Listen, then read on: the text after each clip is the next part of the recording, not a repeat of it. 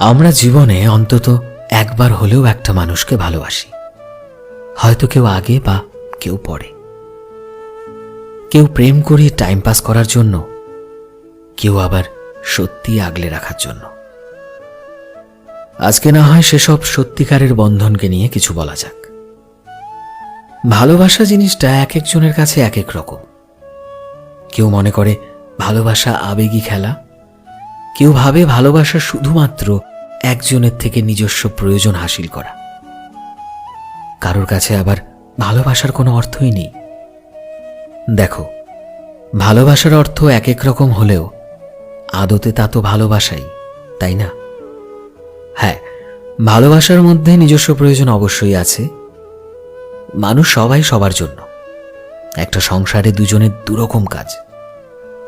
একটি ছেলেকে বাইরে সারাদিন খেটে রোজগার করতে হয় সংসারের আর্থিক চাহিদা মেটানোর জন্য, নানা বিষয় দেখভাল করার জন্য। এবং একটি মেয়েও ঠিক সমপরিমাণ শ্রমটাই দেয়, তবে সে সারাদিন বাড়িতে পরিশ্রম করে তোমার সংসারের যত্ন নেয়। শুধু যত্নই নয়, নিজের সর্বস্বটুকু দিয়ে তোমার সংসারটাকে আগলে রাখে। তারা কিন্তু এখানে দুজনের থেকে দুজনেই নিজেদের প্রয়োজন মেটাচ্ছে।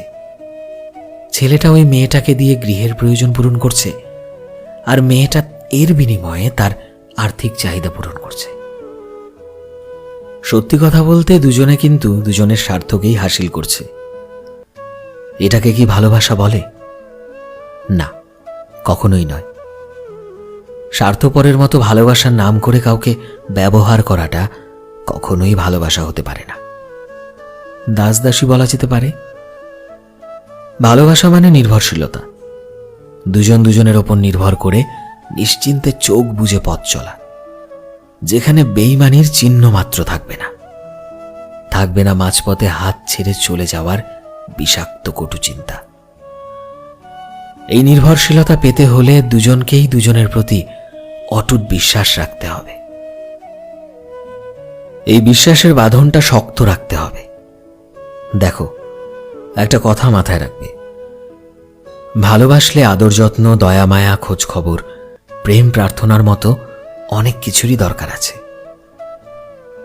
এটা বুঝতে হবে সব ফেলে একমাত্র একজনকে সারাদিন সময় দেওয়াটা বোকামি। যে ছেলেটি দুনিয়াদারি ছেড়ে অহেতুক সারাক্ষণ একটা মেয়েকে সময় দেয়, দেখা যায় যে তাদের সম্পর্কটা সবার আগে বিরহে পরিণত হয়।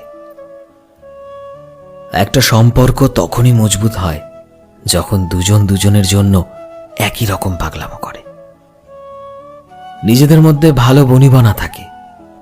শত ব্যস্ততার মাঝেও 10টা মিনিট হাসি মুখে কথা বলাটাই সত্যিকারের ভালোবাসা। ঝগড়া বিবাদ এসব তো থাকবেই, তাই বলে একলা করে বিদায় নেওয়াটা মোটেও বুদ্ধিমানের কাজ নয়। সপ্তাহে না হয় 6 দিন তুমি ব্যস্ততায় কাটালে, অন্তত একটা দিন তোমার প্রিয় মানুষটার সাথে কাটাও।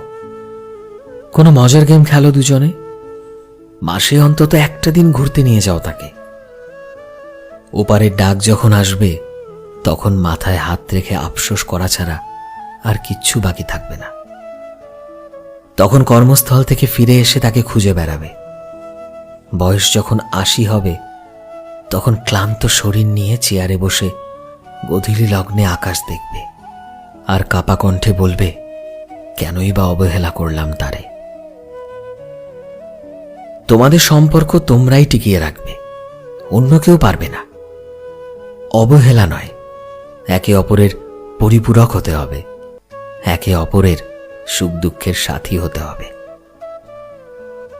কোনো এক ঝড়ের রাতে প্রচণ্ড বজ্রাঘাতে যখন সে ভয় পেয়ে তোমাকে জড়িয়ে ধরবে, তুমি তাকে শান্ত করবে। ঠিক তেমনি যখন তুমি বিষণ্ণ হয়ে পড়বে, সে তোমায় 10টা মিনিট জড়িয়ে ধরে তোমার মাথায় হাত রেখে তোমার পাশে থাকার আশ্বাস জাগাবে। তুমি তার হৃদস্পন্দনে শুনবে তোমার হৃদয়ের ব্যথা। এর চাইতে একটা সম্পর্কে আর বড় পাওনা কি হতে পারে, তাই না?